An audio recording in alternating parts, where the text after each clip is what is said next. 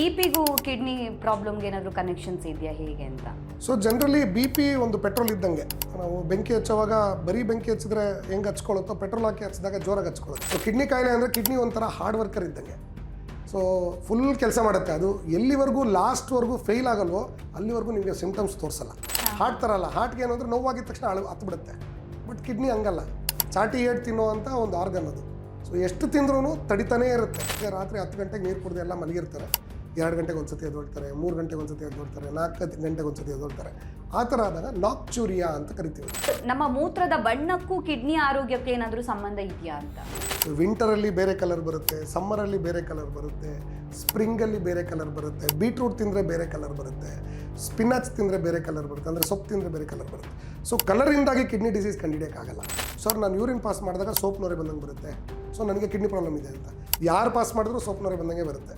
ಚಿಕ್ಕದಾಗಿ ಏನೋ pain killer ಮಾತ್ರೆ ತೊಗೊಂಡು, ಕಾಲು ಮಂಡಿ ನೋವೆಲ್ಲ ಇರುತ್ತೆ, ಮಾತ್ರೆ ತೊಗೊಂಡಿರ್ತಾರೆ. ಸೊ ಗಾಯದ ಮೇಲೆ ಬರೆ ಹೇಳ್ದಂಗೆ ಜನಗಳು EGFRನ ಟೆಸ್ಟ್ ಮಾಡಿ ನೋಡ್ತಾರೋ, ನಂದು ನಾರ್ಮಲ್ಗಿಂತ ಜಾಸ್ತಿ ಇದೆ ಫಿಲ್ಟ್ರೇಷನ್ ಕೆಪಾಸಿಟಿ ಕಿಡ್ನಿದು ಅಂತ ಅನ್ಕೋತಾರೆ. But that is the first stone for damage. ಏನೂ ಇಲ್ಲ, ಎಲ್ಲ ನಾರ್ಮಲ್ ಆಗಿರುವಾಗ 45 ವಯಸ್ಸಿಂದ ಎಲ್ಲರಿಗೂ CKD ಸ್ಟೇಜ್ 1 ಸ್ಟಾರ್ಟ್ ಆಗುತ್ತೆ. ಈಗ ಹೆಂಗಾರೆ ಕಬಡ್ಡಿಯಲ್ಲಿ 4 ಜನ ನಿಮ್ಮನ್ನು ಹಿಡಿದು ಎಳಿತಾ ಇದ್ದಾರೆ, ಆ ಲೈನು ಟಚ್ ಮಾಡೋಕ್ಕೆ ನಿಮಗೆ ಆಗ್ತಿರಲ್ಲ. ಸೊ ಆ ಟಚ್ ಮಾಡೋಕ್ಕೆ ಅವ್ರು ಫಸ್ಟೇ ನಾವು ಹೇಳ್ಬೋದು, ಅಯ್ಯೋ ಫಸ್ಟೇ ಹಂಗೆ ಮಾಡಿಬಿಟ್ಟಿದ್ರೆ ಹಿಂಗೆ ಟಚ್ ಮಾಡಿಬಿಡ್ತಿದ್ನೇನೋ ಅಂತ. ಹಂಗಲ್ಲ, ಇದು ಆ ಟಚ್ ಮೂಮೆಂಟ್ಗೆ ಕೈ ಬಿಡುತ್ತೆ ನಿಮ್ಮದು. ಸೋಪ್ ನೊರೆ ಬಂದಂಗೆ ಬಂದರೆ ಅದು ಒಂದು ಸಿಂಪ್ಟಮ್. ಯೂರಿನಲ್ಲಿ ಯೂರಿನ್ ಕ್ವಾಂಟಿಟಿ ಕಮ್ಮಿ ಆದರೆ ಅದೊಂದು ಸಿಂಪ್ಟಮ್ಮು. ಕಿಡ್ನಿ ಸ್ಟೋನ್ ಇರೋರಿಗೆ ಕೆಂಪು ಯೂರಿನ್ ಕೆಂಪು ಬರೋದು, ಬಿಕಾಸ್ ಸ್ಟೋನ್ ಕೆಳಗೆ ಬಂದಿರೋದ್ರಿಂದ ಕೆಂಪು ಯೂರಿನ್ ಬರೋದು. ನೀವು ಒಂದು ಸೈಟ್ ತೊಗೋತೀರಾ ಅನ್ಕೊಳ್ಳಿ, ಸೈಟಿಗೆ ಏನು ಮಾಡ್ತೀರಾ, ಎಲ್ಲ ಚೆಕ್ ಮಾಡ್ತೀರಾ, ಡಾಕ್ಯುಮೆಂಟ್ಸ್ ಚೆಕ್ ಮಾಡ್ತೀರಾ, ಪಕ್ಕದ ಮನೆಯವ್ರನ್ನ ಕೇಳ್ತೀರಾ, ರೇಟ್ ವಿಚಾರಿಸ್ಕೋತೀರಾ, ಫೈನಲಾಗಿ ಒಂದು ಡಿಸಿಷನ್ ಮಾಡ್ತೀರಾ. ಇದರಲ್ಲೂ ಹಂಗೇನೆ. ಈಗ ನನಗೆ ಸಿಂಪ್ಟಮ್ಸ್ ಇಲ್ಲ ಅಂದಿದ ತಕ್ಷಣ ನನ್ನ ಕಿಡ್ನಿ ಪ್ರಾಬ್ಲಮ್ ಇಲ್ಲ ಅಂತಲ್ಲ. ಡಯಾಲಿಸಿಸ್ ಒಂದು ದೊಡ್ಡ ದೆವ್ವ ಭೂತ, ಅದು ಏನೋ ಮಾಡಿಬಿಡುತ್ತೆ, ನಿಮಗೆ ಹೆಚ್ಚು ಕಮ್ಮಿ ಮಾಡಿಬಿಡುತ್ತೆ ಅನ್ನೋದಿದೆಯಲ್ಲ, ಅದು ತಪ್ಪು ಕಲ್ಪನೆ. ಈಗ ನಾನು ಕಾಂಟ್ರವರ್ಷಿಯಲ್ ಟಾಪಿಕ್ ಹೇಳ್ತೀನಿ, ಲೇಡೀಸ್ಗೆ ಫೇರ್ನೆಸ್ ಕ್ರೀಮ್ಸ್. ಸೊ ಅದರಿಂದ ಎಷ್ಟೋ ಜನಕ್ಕೆ ಕಿಡ್ನಿ ಪ್ರಾಬ್ಲಮ್ ಆಗಿದೆ. ಬಟ್ ಈಗ ನೀವೇನಾದ್ರು ಹೇಳಿದ್ರಿ ಅಂದ್ಕೊಳ್ಳಿ, ಲೇಡೀಸ್ ಫೇರ್ನೆಸ್ ಕ್ರೀಮ್ ಹಾಕ್ಬಾರ್ದು ಅಂತ, ಆಟೋಮೆಟಿಕ್ಕಾಗಿ ಐ ಬಿಕಮ್ ಏನಂತಾರೆ ಮೇಲ್ ಶಾವನಿಸ್ಟ್. ನನಗೆ ಎಷ್ಟೊಂದು ಜನ ಪೇಷಂಟ್ ಇದ್ದಾರೆ, ಒಂದು ಕಿಡ್ನಿ ಸ್ಟೋನ್ ಆಗಿ ಅವ್ರ ವೈಫ್ ಫೋರ್ಸ್ ಮಾಡಿ ಆ ಗಂಡನಿಗೆ ಬಿಯರ್ ಕುಡಿಸಿ ಅವನ ಆಲ್ಕೋಹಾಲಿಕ್ ಆಗಿ ಲಿವರ್ ಫೇಲಿಯರ್ ಆಗಿ ಟ್ರಾನ್ಸ್ಫರ್ ಮಾಡ್ಕೊಂಡಿದ್ದಾರೆ. ಫಾರ್ ಎಕ್ಸಾಂಪಲ್, ನಾವು ಬದುಕಿರೋವರೆಗೂ ನಮ್ಮ ಮನೆಯಲ್ಲಿ ಕಿಚನಲ್ಲಿ ಉತ್ಪತ್ತಿ ಆಗೋ ಕಸ ಕಮ್ಮಿ ಆಗಲ್ಲ. ಸೊ ನಾವು ಬದುಕಿರೋವರೆಗೂ ನಮ್ಮ ಬಾಡಿಯಲ್ಲಿ ಕಸ ಉತ್ಪತ್ತಿ ಆಗೋದು ಕಮ್ಮಿ ಆಗಲ್ಲ.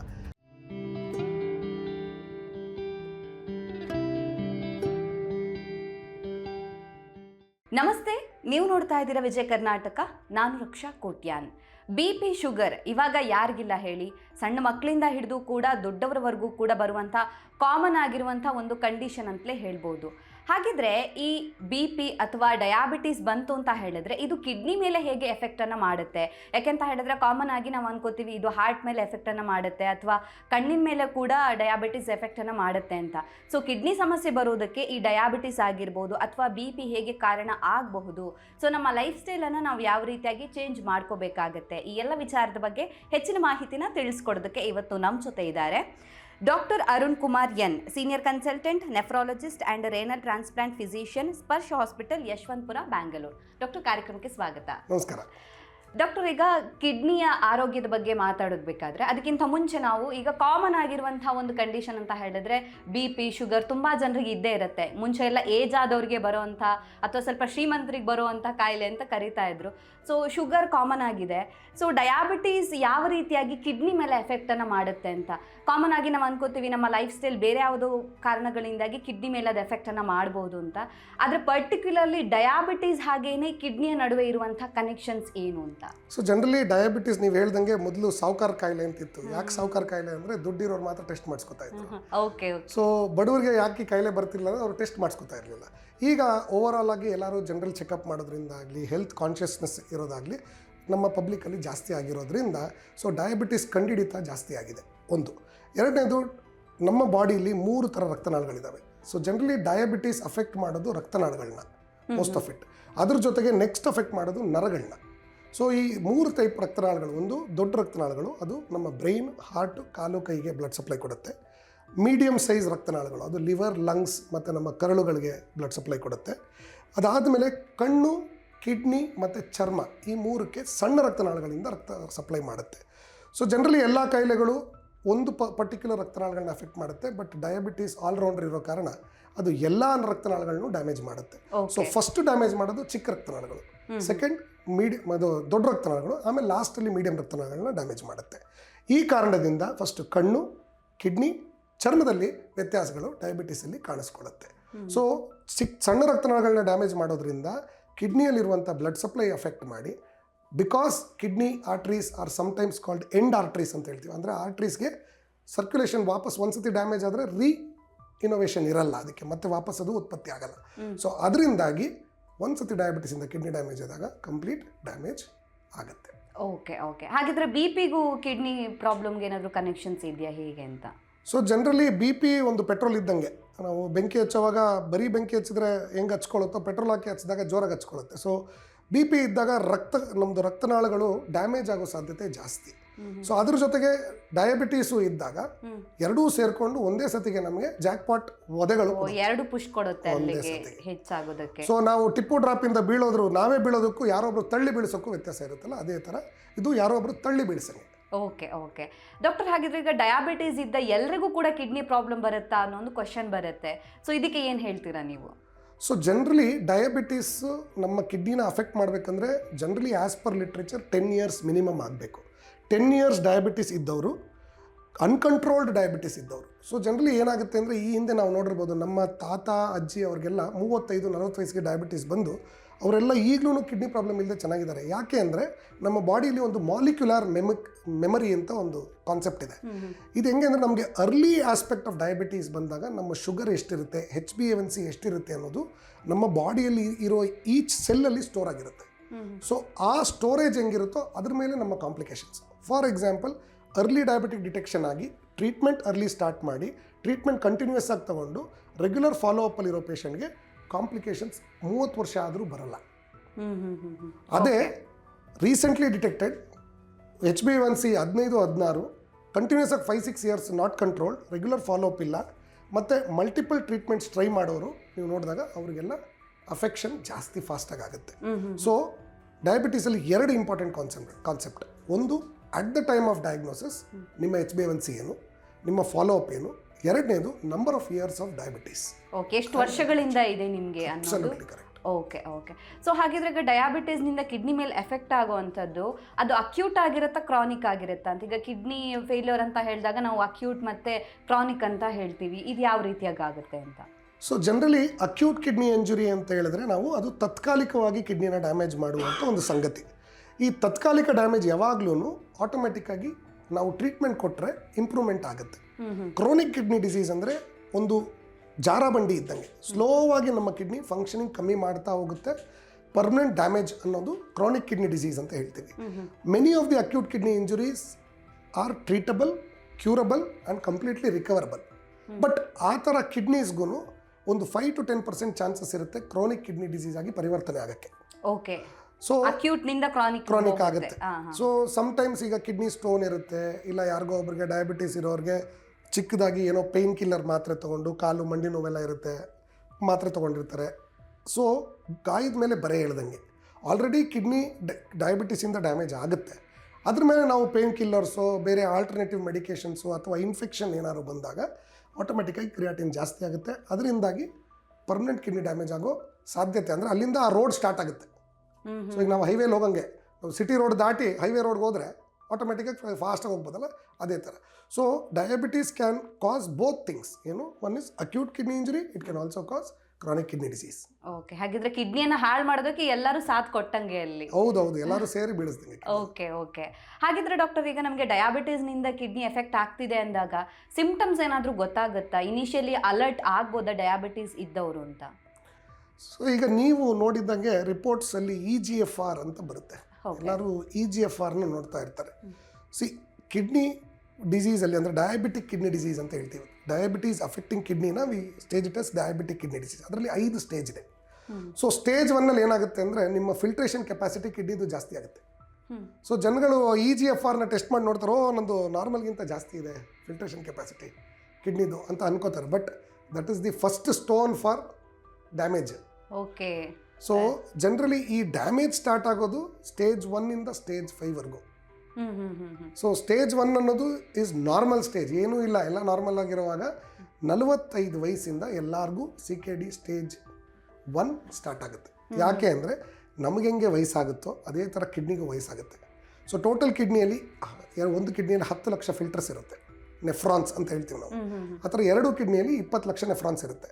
ಕ್ರಮೇಣ ನಮಗೆ ವಯಸ್ಸು ಆಗ್ತಾ ಆಗ್ತಾ ಆಗ್ತಾ ಎವ್ರಿ ಇಯರ್ ಒಂದು 10,000 ನೆಫ್ರಾನ್ಸ್ ಕಮ್ಮಿ ಆಗ್ತಾ ಹೋಗುತ್ತೆ 45 ಇಯರ್ಸ್ ಆದಮೇಲೆ. ಸೊ 10 ಇಯರ್ಸ್ಗೆ 1 ಲ್ಯಾಕ್ ಕಮ್ಮಿ ಆಗುತ್ತೆ ಒಂದು ಕಿಡ್ನಿಲಿ. ಸೊ 2 ಕಿಡ್ನಿಲಿ 2 ಲ್ಯಾಕ್ಸ್ ಕಮ್ಮಿ ಆಗುತ್ತೆ.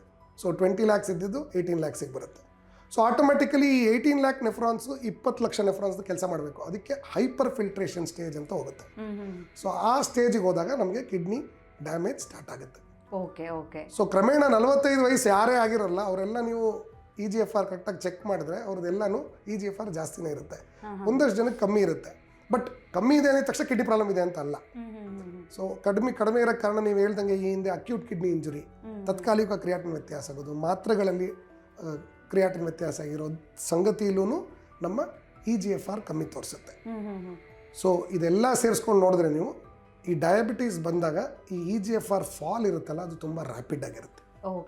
ಸೊ ಜನರಲ್ ಫಿಸಿಯಾಲಜಿಕಲ್ ಏನು ಫಾಲ್ ಇರುತ್ತಲ್ಲ ವರ್ಷಕ್ಕೆ 10 ml ಗಿಂತ ಜಾಸ್ತಿ ಫಾಲ್ ಆದಾಗ ನಾವು we call it as kidney disease. ಅದನ್ನು ಡಯಾಬಿಟಿಕ್ ಕಿಡ್ನಿ ಡಿಸೀಸ್ ಅಂತ ಕರಿತೀವಿ because of diabetes. Okay doctor, ಹಾಗಿದ್ರೆ ಈಗ ನೀವು ಟೆಸ್ಟ್ ಬಗ್ಗೆ ಹೇಳಿದ್ರಲ್ಲ, HbA1c ಟೆಸ್ಟ್ ಮಾಡಿದಾಗ ಅದೆಷ್ಟು 3 ತಿಂಗಳಿದ್ದೇನೋ ಆವ್ರೇಜ್ ರಿಪೋರ್ಟ್ ಕೊಡುತ್ತೆ ಅಂತ. ಸೊ ಅದರಲ್ಲೇ ನಾವು ಅನ್ಕೋಬೋದು, ಓಕೆ ನಂದು ಡಯಾಬಿಟೀಸ್ ಈ ರೀತಿಯಾಗಿ ಫ್ಲಕ್ಚುಯೇಷನ್ ಇದೆ, ನಾನು ಅಲರ್ಟ್ ಆಗಬೇಕು ಅಂತ ಅಲ್ಲಿಂದಲೇ ಅನ್ಕೊಳ್ಳೋದು ಸಾಧ್ಯ ಆಗುತ್ತೆ ಹೇಗೆ ಅಂತ. ಸೊ ಈಗ ನೀವು ಹೇಳಿದಂಗೆ 2 ಪಾರ್ಟ್. ಒಂದು ಅಕ್ಯೂಟ್ ಕಿಡ್ನಿ ಇಂಜುರಿ ಇದ್ದಾಗ HbA1c is a very good indicator. ಈಗ ನಮ್ಮ ಶುಗರ್ ಕಂಟ್ರೋಲ್ ಲಾಸ್ಟ್ 3 ಮಂತ್ಸ್ ಹೆಂಗಿದೆ ಅನ್ನೋದನ್ನ ಅದು ಕ್ಲೀನಾಗಿ ತೋರಿಸುತ್ತೆ. ಬಟ್ ಅದೇ ನಿಮಗೆ ಹಿಮೋಗ್ಲೋಬಿನ್ ಕಮ್ಮಿ ಇದ್ದು ಅನಿಮಿಯಾ ಇದ್ದು ಅದ್ರ ಮೇಲೆ ನೀವು HbA1c ಚೆಕ್ ಮಾಡಿದಾಗ it is not a good reliable indicator. So ನಾವೀಗ we will consider HbA1c as a good reliable indicator. ಯಾವಾಗ ಅಂದರೆ ಅರ್ಲಿ ಪಾರ್ಟ್ ಆಫ್ ಕಿಡ್ನಿ ಡಿಸೀಸಲ್ಲಿ HbA1c is a very good reliable indicator. But once your kidney problem creatinine 3.54 ಹೋದ್ಮೇಲೆ HbA1c is not a good reliable indicator. But it is a good reliable indicator for control of sugar. So HbA1c, urine protein creatinine ratio ಅಂತ ಹೇಳ್ತೀವಿ ಅಥವಾ albumin creatine ratio ಅಂತ ಹೇಳ್ತೀವಿ, ಅದ್ರ ಜೊತೆಗೆ creatinine, ಈ 3 ಒಟ್ಟಿಗೆ ನೋಡಬೇಕು. ಬರೀ ಯಾವುದೋ ಒಂದನ್ನು ಸಿಂಗಲ್ ಆಗಿ ಬರೀ HbA1c ಚೆಕ್ ಮಾಡಿ ಕರೆಕ್ಟ್ ಇದೆ ಹಂಗಿರಬಾರ್ದು. ಸೊ HbA1c ನಾರ್ಮಲ್ ಆಗಿರೋಕ್ಕೆ ನಾನಾ ವಿಧ ಕಾರಣಗಳಿದಾವೆ. ಇವೊಂದು ನಿಮಗೆ ಕಿಡ್ನಿ ಡಿಸೀಸ್ ಇದ್ರೂ it can be normal. Sugar correct ಆಗಿಲ್ಲ ಅಂದ್ರೂ ಅದು can be abnormal. Sugar control ಇರ್ಬೋದು ನಿಮ್ಮದು, FBS PPBS ಕಂಟ್ರೋಲ್ ಇರ್ಬೋದು, ಬಟ್ HbA1c ವೇರಿಯಬಲ್ ಇರ್ಬೋದು. ಸೊ ಅದಕ್ಕೆ ನಾವು we have to look at everything in a nutshell, ಅಂದರೆ ಟುಗೆದರ್ ಎಲ್ಲರೂ ನೋಡಬೇಕಾಗುತ್ತೆ. ಅದೇ ಥರ ಸಿಂಪ್ಟಮ್ಸು ಅಷ್ಟೇ. ನೀವು ಹಿಂದೆ ಕ್ವಶನ್ ಕೇಳಿದ್ರೆ ಸಿಂಪ್ಟಮ್ಸ್ ಏನೇನಿರುತ್ತೆ ಅಂತ. From no symptoms to full symptoms ಎಲ್ಲನೂ ಇರುತ್ತೆ.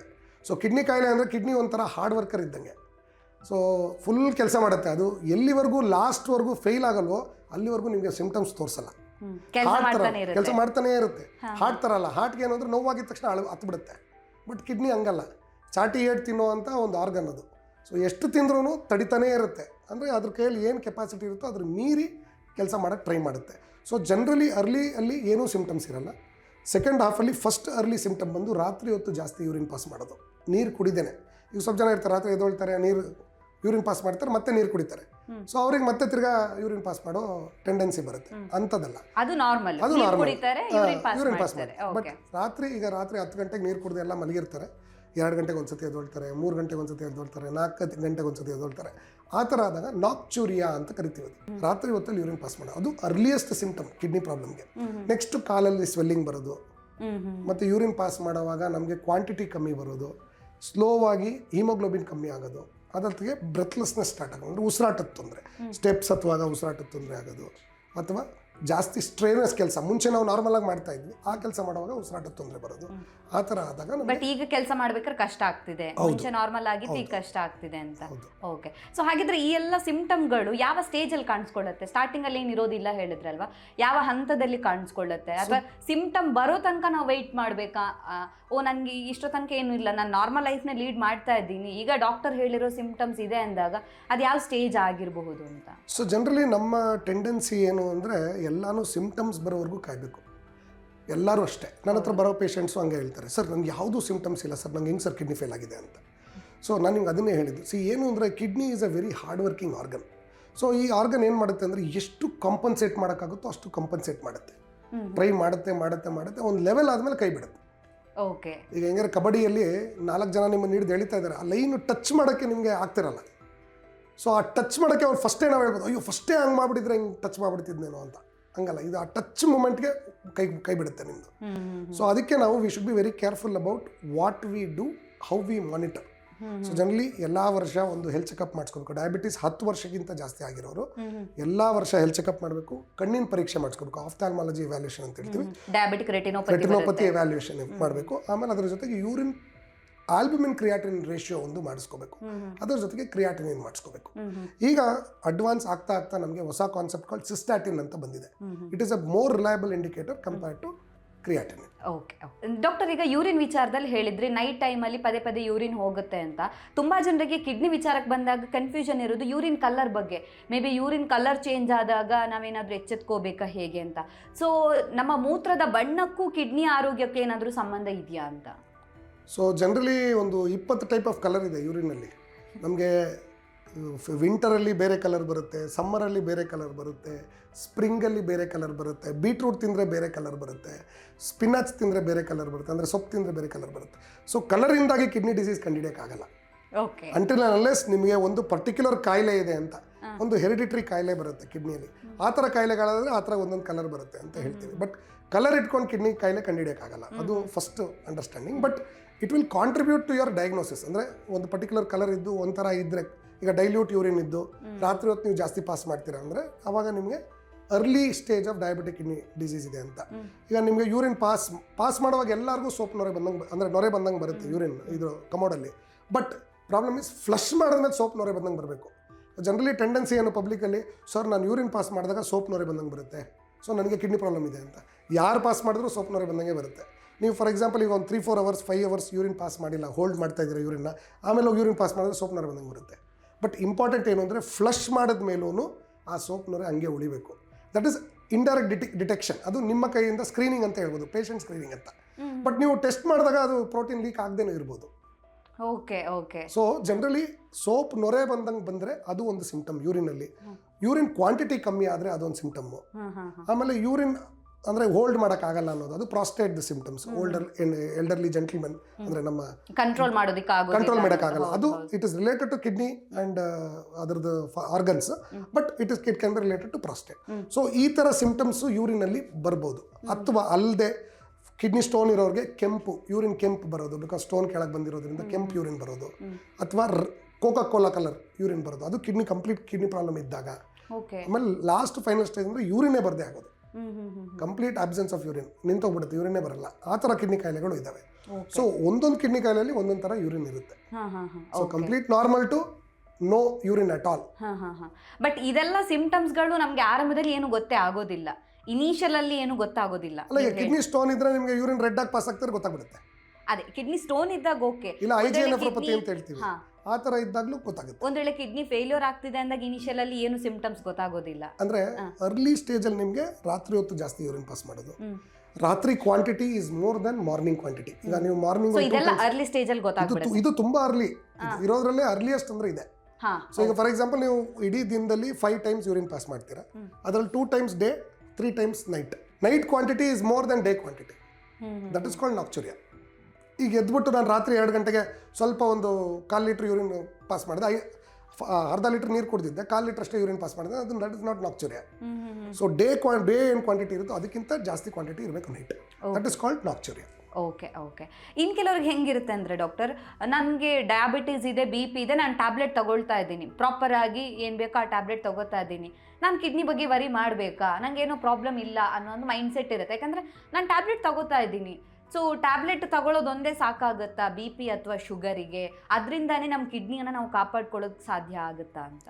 ಸೊ ಜನರಲಿ ಡಯಾಬಿಟೀಸ್ ಅನ್ನೋದು ಈಸ್ ಅ ಪಾಲಿಜೆನಿಕ್ ಕಾಯಿಲೆ. ಅಂದರೆ ಅದು ಒಂದು ಪರ್ಟಿಕ್ಯುಲರ್ ಕಾರಣದಿಂದ ಬರುವಂಥ ಕಾಯಿಲೆ ಅಲ್ಲ.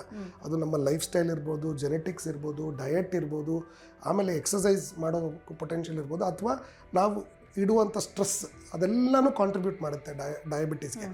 ಈಗ for example one particular cause, ಈಗ ಫ್ಯಾಮಿಲಿಯಲ್ಲಿ history of diabetes, for example ತಲತಲಾಂತರದಿಂದ ಡಯಾಬಿಟೀಸ್ ಇದೆ ಅವ್ರದ್ದು ಪರ್ಟಿಕ್ಯುಲರ್ ಡ್ಯಾಮೇಜು ಬೇರೆ ಥರ ಇರುತ್ತೆ. ಈಗ for example that will correlate to their parents. ಈಗ ತಾಯಿಗೆ ಕಿಡ್ನಿ ಒಂದು 10 ವರ್ಷ ಆದಮೇಲೆ ಕಿಡ್ನಿ ಪ್ರಾಬ್ಲಮ್ ಆಯಿತು ಶುಗರ್ ಆದಮೇಲೆ, ಸೊ ಮಗನಿಗೂ ಶುಗರ್ ಬಂದಿದೆ ಆದರೆ ಅವನಿಗೂ 10 ವರ್ಷದೊಳಗೆ ಕಿಡ್ನಿ ಡ್ಯಾಮೇಜ್ ಆಗೋ ಚಾನ್ಸಸ್ ಇರುತ್ತೆ. ಅದನ್ನು ನಾವು ಜೆನೆಟಿಕ್ ಆರ್ ಹೆರಿಡಿಟ್ರಿ ಅಂತ ಕರಿತೀವಿ. ಸೊ ಆ ಕಾಂಟ್ರಿಬ್ಯೂಷನ್ ಇದ್ದಾಗ ಇಟ್ ಮ್ಯಾಟರ್ಸ್. ನೀವು ಎಷ್ಟೇ ಟ್ಯಾಬ್ಲೆಟ್ ತೊಗೊಂಡು ಕಂಟ್ರೋಲ್ ಮಾಡಿ, ಎಷ್ಟೇ ಸ್ಟ್ರಿಕ್ಟ್ ಆಗಿದ್ದರೂ ಸಹ ಆ ಥರ ಆಗೋ ಸಾಧ್ಯತೆ ಇದೆ. ಅದಲ್ಲದೆ ನಾವು ಓವರಾಲ್ ನಾವು ಮಾತ್ರೆ ತೊಗೋತಾ ಇದ್ದೀವಿ, ಇಂಜೆಕ್ಷನ್ ತೊಗೋತಾ ಇದ್ದೀವಿ, HbA1c ಕರೆಕ್ಟ್ ಆಗಿದೆ ಅಂದಮೇಲೂ ಎವ್ರಿ 5 to 6 years ತರೋ ಚೆಕಪ್ ಮಾಡಿಸ್ಕೋಬೇಕು. ಅದರಲ್ಲಿ 10th year ಆದಮೇಲೆ ರೆಗ್ಯುಲರ್ ಆಗಿ ಚೆಕಪ್ ಮಾಡಿಸ್ಕೋಬೇಕು. ಏನಕ್ಕೆ? ಕಣ್ಣಿಂದ ಡ್ಯಾಮೇಜ್ ಇದೆಯಾ? ನಾನು ಹೇಳಿದ್ನಲ್ಲ 3 ಟೈಪ್ ಆಫ್ ರಕ್ತನಾಳಗಳು. ಫಾರ್ ಎಕ್ಸಾಂಪಲ್ ಅವ್ರಿಗೆ ಪ್ರಾಬ್ಲಮ್ ಇಲ್ಲ, ಬರೀ ಹಾರ್ಟ್ ಅಟ್ಯಾಕ್ ಮಾತ್ರ ಆಗಿದೆ, ಕಣ್ಣಿನ ಪ್ರಾಬ್ಲಮ್ ಇಲ್ಲ, ಕಿಡ್ನಿ ಪ್ರಾಬ್ಲಮ್ ಇಲ್ಲ, ಯಾವ ಪ್ರಾಬ್ಲಮ್ ಇಲ್ಲ, ಬರೀ ಹಾರ್ಟ್ ಅಟ್ಯಾಕ್ ಆಗಿದೆ. ಸೊ ಈ patient is also in the tendency of having kidney failure. But ಯಾವಾಗ ಹಾರ್ಟ್ ಫೇಲ್ ಆಗಿ ಆಮೇಲೆ ಕಿಡ್ನಿ ಫೇಲ್ ಆಗುತ್ತೆ, that is called cardiorenal syndrome. ಹಾರ್ಟಿಂದಾಗಿ ಕಿಡ್ನಿ ಫೇಲ್ ಆಗೋದು. Okay okay. ಸೊ ಈ ಥರದ್ದು ಕಾಂಬಿನೇಷನ್ಸ್ ಆಗ್ತವೆ. ಸೊ ಅದಕ್ಕೆ ತುಂಬ ಇಂಪಾರ್ಟೆಂಟ್ ಏನು? Screening, regular follow up, investigational evaluation and total overall acceptance ಅದನ್ನು ಮಾಡಬೇಕು. ಈಗ ಫಾರ್ ಎಕ್ಸಾಂಪಲ್ ನೀವು ಒಂದು ಸೈಟ್ ತೊಗೋತೀರಾ, ನನ್ನ ಕಡೆ ಸೈಟಿಗೆ ಏನು ಮಾಡ್ತೀರಾ? ಎಲ್ಲ ಚೆಕ್ ಮಾಡ್ತೀರಾ, ಡಾಕ್ಯುಮೆಂಟ್ಸ್ ಚೆಕ್ ಮಾಡ್ತೀರಾ, ಪಕ್ಕದ ಮನೆಯವ್ರನ್ನ ಕೇಳ್ತೀರಾ, ರೇಟ್ ವಿಚಾರಿಸ್ಕೋತೀರಾ, ಫೈನಲ್ ಆಗಿ ಒಂದು ಡಿಸಿಷನ್ ಮಾಡ್ತೀರಾ. ಇದರಲ್ಲೂ ಹಂಗೇನೆ. ಈಗ ನನಗೆ ಸಿಮ್ಟಮ್ಸ್ ಇಲ್ಲ ಅಂದಿದ ತಕ್ಷಣ ನನ್ನ ಕಿಡ್ನಿ ಪ್ರಾಬ್ಲಮ್ ಇಲ್ಲ ಅಂತಲ್ಲ. ಸೊ ಅದಕ್ಕೆ ಫಸ್ಟು ನಮ್ಮ ಲೆವೆಲಲ್ಲಿ ಸ್ಕ್ರೀನಿಂಗ್ ನಾವು ಮಾಡ್ಕೋಬೇಕು. ನನಗೆ ಸೋಪ್ ಥರ ಯೂರಿನ್ ಹೋಗುತ್ತಾ, ರಾತ್ರಿ ಹೊತ್ತು ಯೂರಿನ್ ಹೋಗುತ್ತಾ, ನನಗೆ ಕೆಂಪು ಯೂರಿನ್ ಹೋಗುತ್ತಾ, ಕ್ವಾಂಟಿಟಿ ಕಮ್ಮಿ ಆಗಿದೆಯಾ ಅನ್ನೋದು ನಾವು ಸ್ಕ್ರೀನ್ ಮಾಡ್ಕೋಬೇಕು. ಅಲ್ಲಿಲ್ಲ ಅಂದರೆ ನೆಕ್ಸ್ಟ್ ಇನ್ವೆಸ್ಟಿಗೇಷನ್ಗೆ ಹೋಗ್ಬೇಕು, ಅಲ್ಲ ಡಾಕ್ಟರ್ ಹತ್ರ ಹೋಗ್ಬೇಕು. ಡಾಕ್ಟ್ರ್ ನೋಡ್ಬಿಟ್ಟು ಚೆಕ್ ಮಾಡಿ ಕಾಲಲ್ಲಿ ಸ್ವೆಲ್ಲಿಂಗ್ ಇದೆಯಾ ಎಲ್ಲ ನೋಡ್ತಾರೆ. ನೆಕ್ಸ್ಟ್ ಅದು ಆಗಿಲ್ಲ ಅಂದರೆ ನೆಕ್ಸ್ಟ್ ಇನ್ವೆಸ್ಟಿಗೇಷನ್ ಮಾಡ್ತಾರೆ ಡಾಕ್ಟ್ರು ಫಾರ್ ಸ್ಕ್ರೀನಿಂಗ್ ಪರ್ಪಸ್. ಅದ್ರಲ್ಲಿ ಕಣ್ ಚೆಕಪ್ ಮಾಡ್ತಾರೆ, ಯೂರಿನ್ ಚೆಕಪ್ ಮಾಡ್ತಾರೆ, ಹಾರ್ಟ್ ಚೆಕಪ್ ಮಾಡ್ತಾರೆ, ಸ್ಕಿನ್ದು ನೋಡ್ತಾರೆ. ಇದರಲ್ಲಿ ಯಾವುದ್ರಲ್ಲೂ ಪ್ರಾಬ್ಲಮ್ ಇಲ್ಲ ಅಂದರೆ then you are healthy. So there is no one road to being healthy, there are multiple roads. So every road should converge in to one road. Okay. ಸ್ಕಿನ್ನಲ್ಲಿ ಏನು ಚೇಂಜಸ್ ಆಗುತ್ತೆ ಡಾಕ್ಟರ್ ಹಾಗಾದ್ರೆ? So most of it dermopathy ಅಂತ ಹೇಳ್ತೀವಿ. ಅದರಲ್ಲಿ predominantly ಕಾಲು ಮತ್ತು ಕೈಯಲ್ಲಿ ಕಪ್ಪು ಕಪ್ಪು ಚುಕ್ಕೆಗಳು ಬರುತ್ತೆ ಕಾಲಲ್ಲಿ ಚಿಕ್ಕದಾಗಿ. ಸೊ ಇವರೇ ಅನ್ಕೋತಾರೆ ಮಸ್ಕಿಟೋ ಕಡಿತು, ಕಾಲು ಮತ್ತೆ ಕೈಯಲ್ಲಿ, ಕಾಲು ಮತ್ತು ಕೈಯಲ್ಲಿ ಕಾಮನ್ ಆಗಿ ಕಾಲಲ್ಲಿ ಬರುತ್ತೆ. ಅಥವಾ ಕ್ಯಾಲೋಸಿಟೀಸ್ ಅಂತ ಹೇಳ್ತಾರೆ, ಕೆರಟಿನೈಸೇಷನ್ ಅಂತ, ತಿಕ್ನಿಂಗ್ ಆಗೋದು, ಮತ್ತು ಕಾಲು ಬಿರ್ಕ್ ಬಿಡೋದು, ಬಿರ್ಕ್ ಬಿಟ್ಟು ಆ ಬಿರ್ಕ್ಗಳು ಓಪನ್ ಆಗಿಬಿಡುತ್ತೆ. ಅಲ್ಲಿಂದ ನಾನ್ ಹೀಲಿಂಗ್ ಅಲ್ಸರ್ ಆಗುತ್ತೆ. Predominantly pressure areas. ಈಗ ಇದು ನಮ್ಮ ಪಾದ ಆದರೆ ಈ ಬೆರಳು ಇಲ್ಲಿ ಮತ್ತು ಇಲ್ಲಿ, ಈ ಥರ ಜಾಗದಲ್ಲಿ ನಿಮಗೆ ಒಂದು ದಪ್ಪನೆ ಸ್ಕಿನ್ ತಿಕ್ನಿಂಗ್ ಆಗೋದು, ಅಥವಾ ಅಲ್ಲಿ ಅಲ್ಸರ್ಸ್ ಆಗೋದು, ಚಿಕ್ಕ ಗಾಯ ಆಗೋದು, ಮಾಯಿದೆ ಇರೋದು ಗಾಯ, ಈ ಥರದ್ದು ಪ್ರಾಬ್ಲಮ್ಸು ಉತ್ಪತ್ತಿ ಆಗುತ್ತೆ. ಸೊ ಈ ಥರ ಬಂದಾಗ ಮಾತ್ರ ನಾವು ಡರ್ಮೋಪತಿಕ್ ಚೇಂಜಸ್ ಅಂತ ಹೇಳ್ತೀವಿ. ಆವಾಗ ನಾವು ಅದನ್ನು ಎವ್ಯಾಲ್ಯೂಯೇಷನ್ ಮಾಡಬೇಕು. ಬ್ಲಡ್ ಸಪ್ಲೈ ಕಮ್ಮಿ ಆಗಿದೆಯಾ ಕಾಲ್ಗೆ, ರಕ್ತರ ಸಂಚಲನೆ ಹೇಗಿದೆ, ಫ್ಲೋ ಚೆನ್ನಾಗಿದೆಯಾ ಇಲ್ವಾ, quantity adequate amount of quantity of blood ಹೋಗ್ತಾ ಇದೆಯಾ ಅಲ್ವಾ ಅಂತ ನೋಡಬೇಕು. ಓಕೆ ಡಾಕ್ಟರ್, ನಿಮ್ಮ ಎಕ್ಸ್ಪೀರಿಯನ್ಸಲ್ಲಿ ಹೇಳೋದಾದರೆ ಸ್ಟಾರ್ಟಿಂಗಲ್ಲೇ ಎಲ್ಲರೂ ಕಿಡ್ನಿ ಬಗ್ಗೆ ತೋರಿಸ್ಕೊಳ್ಳೋದಕ್ಕೆ ಬರ್ತಾರೆ. ಯಾಕಂದರೆ ಟೆಸ್ಟ್ ಮಾಡ್ಸೋಕ್ಕೆ ಹೋಗೋದೇ ಒಂದು ಸ್ಟ್ರೆಸ್ ಅನ್ನೋ ಥರ ಅಂದ್ಕೊಳ್ಳೋರು ಇವಾಗಲೂ ಇರ್ತಾರೆ. ಹಾಸ್ಪಿಟಲ್ಗೆ ಹೋದರೆ ಏನೋ ಒಂದು ಕಾಯಿಲೆ ಇದೆ ಅಂತ ಹೇಳಿಬಿಡ್ತಾರೆ ಅನ್ನೋ ಥರದವರು ಇರ್ತಾರೆ ಇವಾಗ.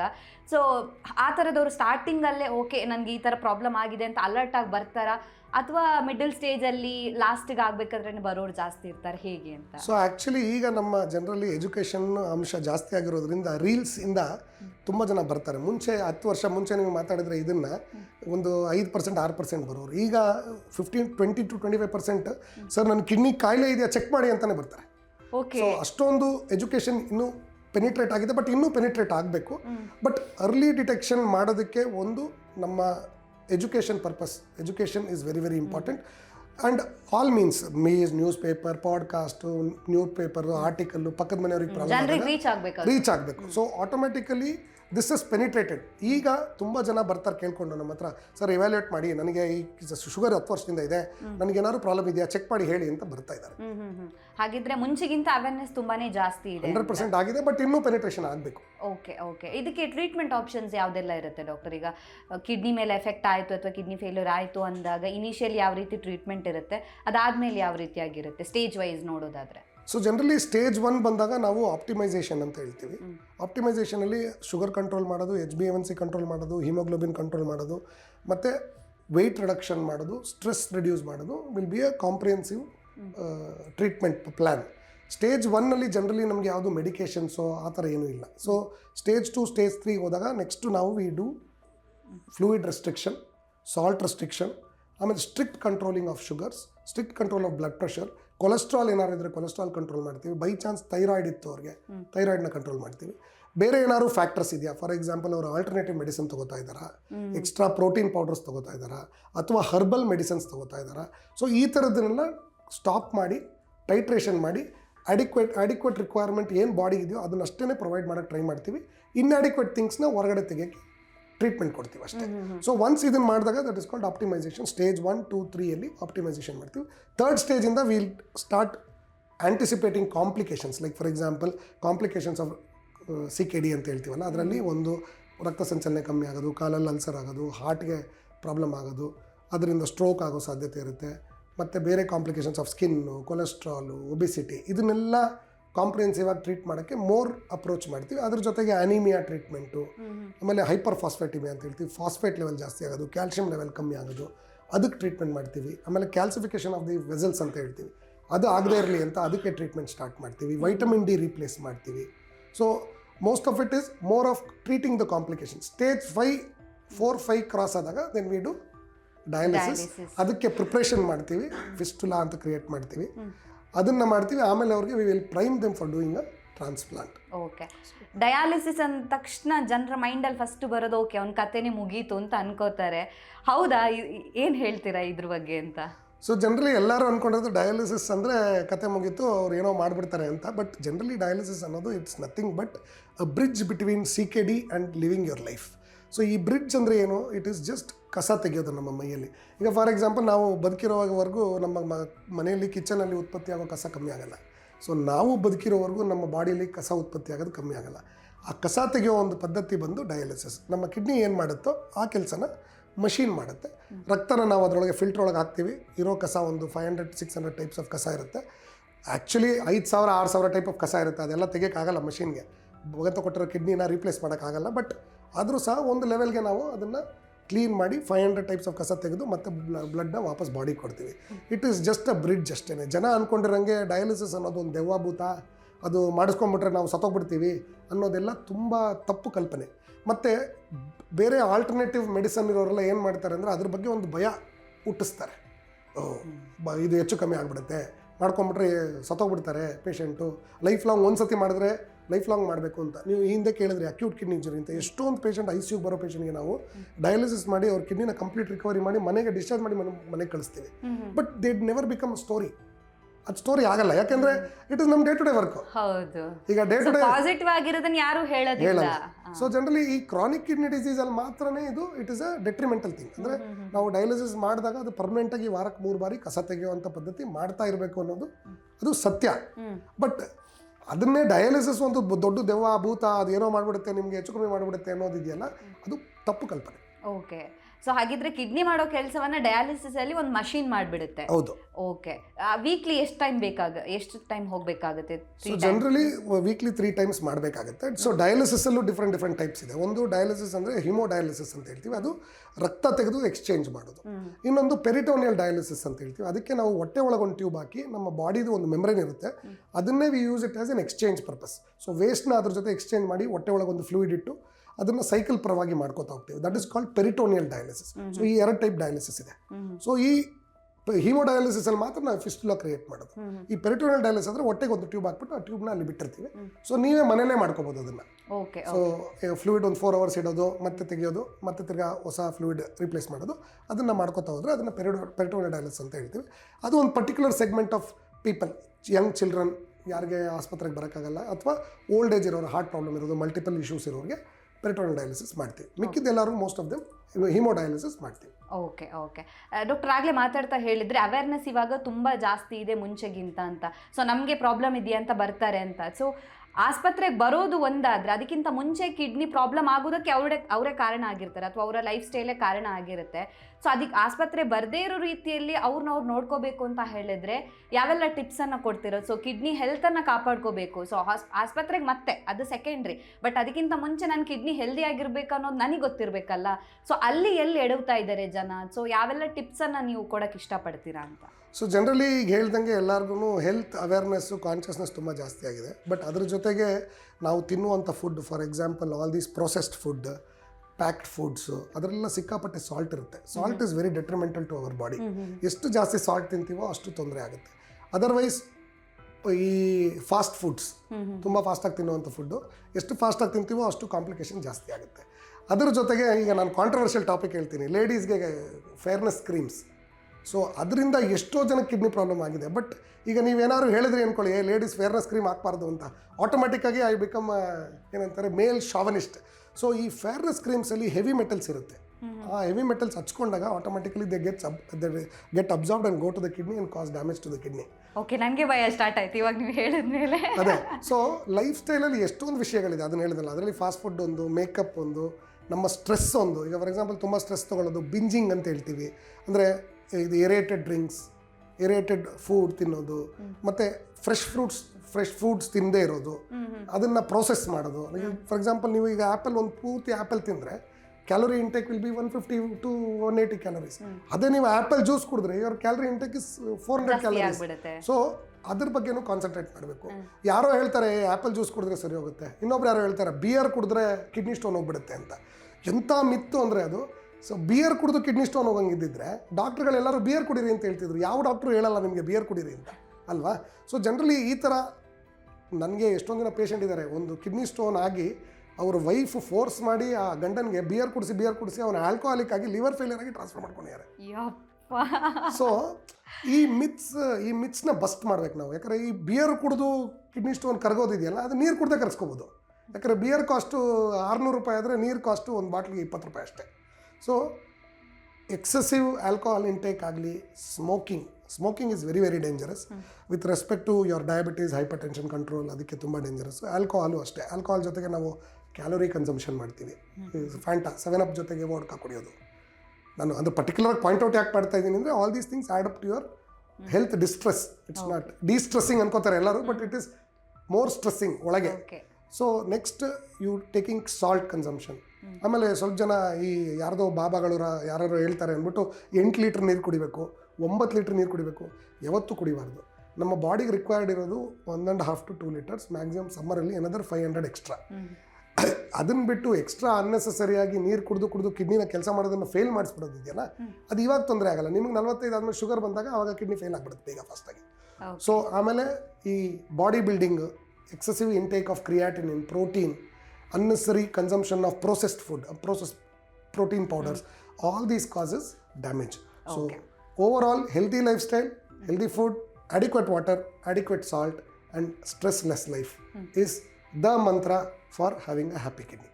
Thank you so much doctor. ನಮ್ಮ ಇವತ್ತಿನ ಕಾರ್ಯಕ್ರಮದಲ್ಲಿ ಯಾವ ರೀತಿಯಾಗಿ ಡಯಾಬಿಟೀಸ್, BP ಹಾಗೆಯೇ ನಮ್ಮ ಲೈಫ್ ಸ್ಟೈಲ್ ಕಿಡ್ನಿ ಮೇಲೆ ಹೇಗೆ ಒತ್ತಡವನ್ನು ಉಂಟು ಮಾಡುತ್ತೆ, ಕಿಡ್ನಿ ಸಮಸ್ಯೆ ಬರೋದಕ್ಕೆ ಹೇಗೆ ಕಾರಣ ಆಗುತ್ತೆ, ಯಾವ ರೀತಿಯಾಗಿ ನಮ್ಮ ಕಿಡ್ನಿ ಆರೋಗ್ಯವನ್ನು ನಾವು ಕಾಪಾಡ್ಕೋಬೇಕು ಅನ್ನೋದನ್ನು ನಮ್ಮ ಆಡಿಯನ್ಸ್ಗೆ ತಿಳಿಸ್ಕೊಟ್ಟಿದ್ರೆ thank you so much. Thank you. ನಮ್ಮ ಇವತ್ತಿನ ಕಾರ್ಯಕ್ರಮದಲ್ಲಿ ಕಿಡ್ನಿ ಆರೋಗ್ಯದ ಬಗ್ಗೆ ಡಾಕ್ಟರ್ ನಮಗೆ ಹೆಚ್ಚಿನ ಮಾಹಿತಿಯನ್ನು ತಿಳಿಸ್ಕೊಟ್ಟಿದ್ದಾರೆ. ಆರೋಗ್ಯಕ್ಕೆ ಸಂಬಂಧಿಸಿದಂಥ ಹೆಚ್ಚಿನ ವಿಡಿಯೋಗಳನ್ನು ನಮ್ಮ ವಿಜಯ ಕರ್ನಾಟಕ ಹೆಲ್ತ್ ಪೇಜ್ನಲ್ಲಿ ನೀವು ನೋಡಬಹುದು.